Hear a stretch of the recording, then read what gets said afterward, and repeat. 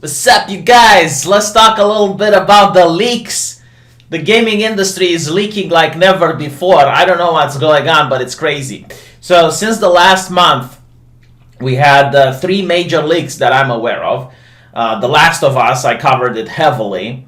And then we also have the leak from Valve, of all places. This one, to me, was a little bit concerning. You see, the entire source code for Counter-Strike was leaked, and this is major. I'm not an expert, but as I understand it, people who make cheats for the game are now going to be a lot more effective at making them without getting caught. And people who want to use Trojans or spyware or that type of nonsense can take advantage of the fact that they know the code. Now, of course, Valve is assuring us that there's no problem and they're on top of it. I guess we'll see.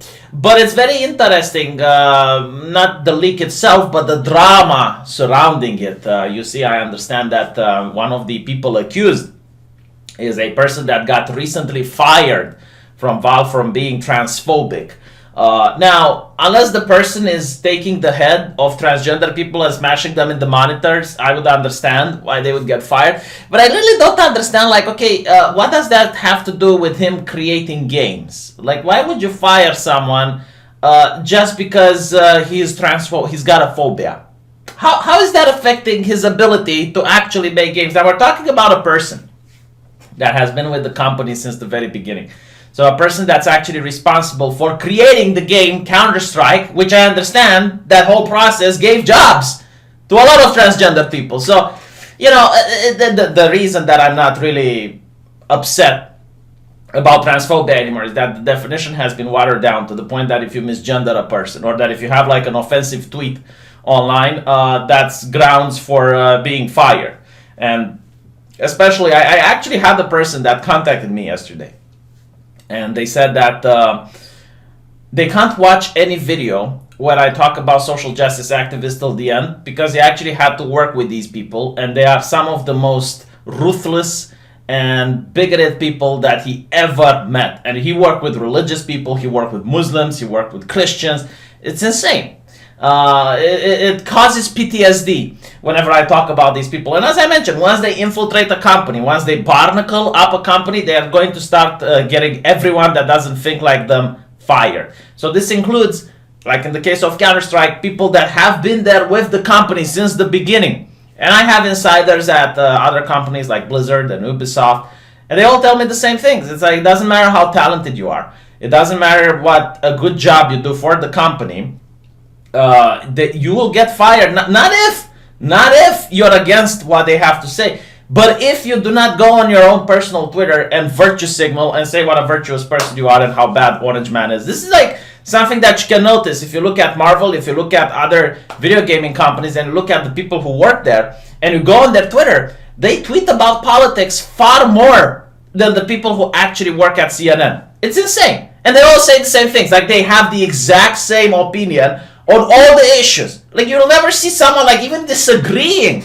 You know, they have the exact same stances. What are the odds of that, though? What are the odds of that? Like, if you hire, let's say, for a car company, you hire people that are making cars and you hire the best in the business. What is the chance that literally everyone is involved into politics and everyone literally tweets the same things to the public? What are the odds?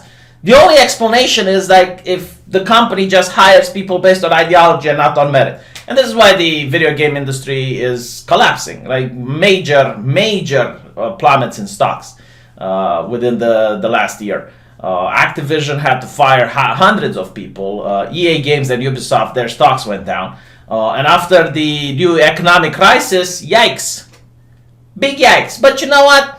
How did they say in Star Wars? Because I found it very entertaining. It's you need the old to die for the new to be reborn. Yeah, you know, like CD Projekt Red. We got a lot of Eastern game developers, a lot of indie game developers that need a little bit of room to breathe within this market. So I don't mind if they collapse. But yeah, so we got the leaks from Valve. We got the leaks from The Last of Us. Which the leaks are now out in the major news source. The major news source is to see how Sony and Naughty Dog is going around the internet banning everyone that even talks about the leaks. Like even if you don't show any images, even if you don't show any footage, like I understand Nintendo. Like okay, Nintendo doesn't like people playing their games online. Fine. But at least you have to show footage of the game in order to get taken down, right? Now, they even go after journalists that only talk about the leaks without showing pictures. Like, I'm pretty sure that's not legal. Like, you do not have the... Can you imagine this, though? Like, if companies would be able to just control what you have to say, you know? It's ridiculous. But the audacity is noteworthy. And now we have Nintendo. Now, Nintendo has massive leaks. Apparently 3 gigabytes of leaks, and they have managed to get out there not only the source code for how their software operates, but also all the hardware specs and hardware details. So what this means is that people who want to emulate games on their computers are now going to be able to do so if they have the technological know-how. It's going to be a lot easier for them. So for the people that are into pirating, they're going to be able to get a lot of games that were Nintendo exclusives and bring them over to the PC. I don't know if they can do that for the Wii U because of the way the controller is made to function in the Wii U. You can't really replace that with the mouse and keyboard. But you are going to see like a lot of games from Nintendo appearing on the 7 Seas. And not only that, but apparently because the hardware and how it functions is now made public, a lot of people could actually create their own retro version, I guess. And if anyone does that, get ready for a lawsuit, especially if you want to sell it. Though it's more likely that other companies, other people that are working on competitors like PlayStation, Xbox could see the way the technology works and get themselves inspired a little bit. How would Nintendo even know, though? Because this is secret knowledge, right? Secret information based on a company, so they literally wouldn't know if a competitor goes like, like this little thing is very interesting. Maybe we can add it to our product. And then they can say, well, we just came up with it ourselves. Like, we didn't know. A lot of information about Pokemon was also released. So apparently a lot of people are now aware of many Pokemons that were actually cut from the original game.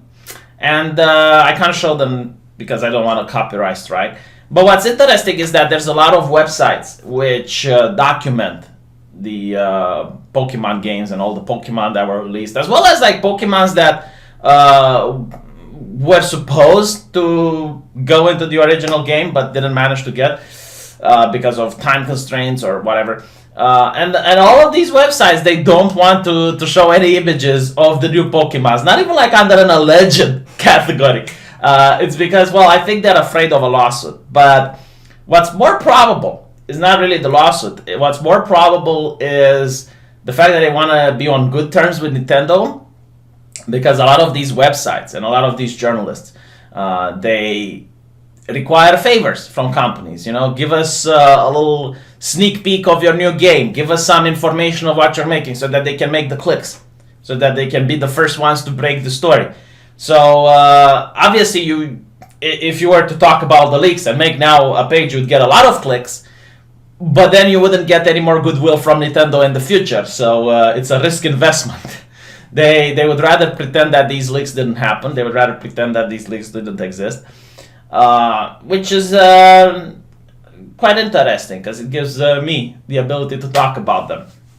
Now, so it's really bizarre, is what I'm saying. Like, why did all these leaks happen within just 1 month?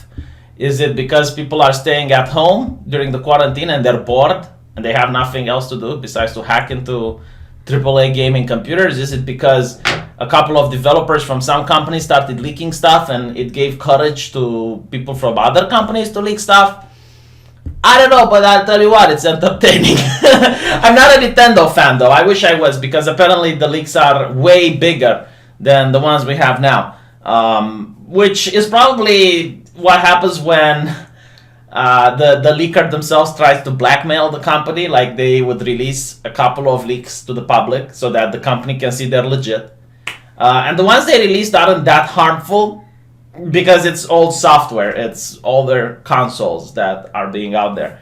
Or maybe they have access to something new, and they're like, well, if you don't want us to release the last batch, then pay us up. This has happened in the past, especially with hacking groups. Like there were cases where crackers and other pirate groups would blackmail a company, and the company would literally pay them not to release the crack for a couple of weeks or a couple of months after release, so that would incentivize people to buy their product.